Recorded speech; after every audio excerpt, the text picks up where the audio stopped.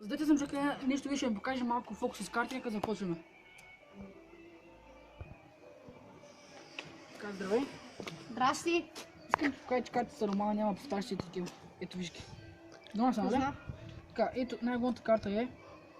Нека да всички да я видим. И тя е Асок Каро. Асок Каро. Като вземам се сам някъде тук. Тук добре ли е? На бутния. Бутен, нали? Гледай сега. Пак е каро. Вземам, дигам цветето, само карото някъде тук. Пак е каро. Така, искам да ми кажеш някъде стоп по твой избор.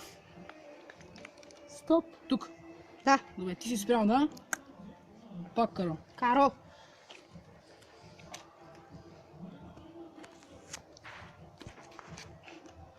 Бутния. Бутен, нали? Така, в случай най-голямата карта е, да видим всички, и тя е пак Асок Каро. Като вземам масато и стана на тройка.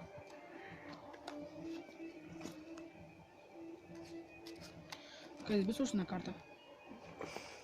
Само докосния, тъс. Тъс. Нека да видим всички. Вале, каро. И така направи. Застъпи до дъжд така. Кажи ми някъде стоп. Къде се стикаш? Строп. Тук. Си спрял на, да видим.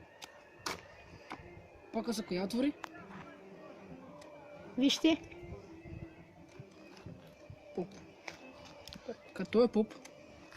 Той е поп. Само го е тук. Изчезна. Ете на часовника. Казвай най-голямата карта е една тройка, нали? Да. Вземам тройката, сега някъде тук. Ето това е пак тройка. Така, вземам тройката. Това е четвърка.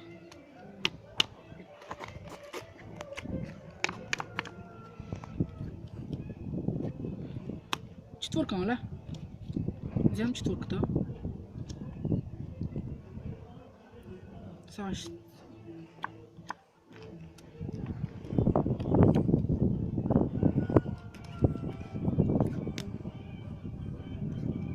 Измисля още една карта. Само докосни тъс. Тъс, добре, нека да видим всички. И тя е една седмица каро. Тази седмица ще отиде някъде в десето. Така. Един поп. Вземам попа. Слагам го отгоре.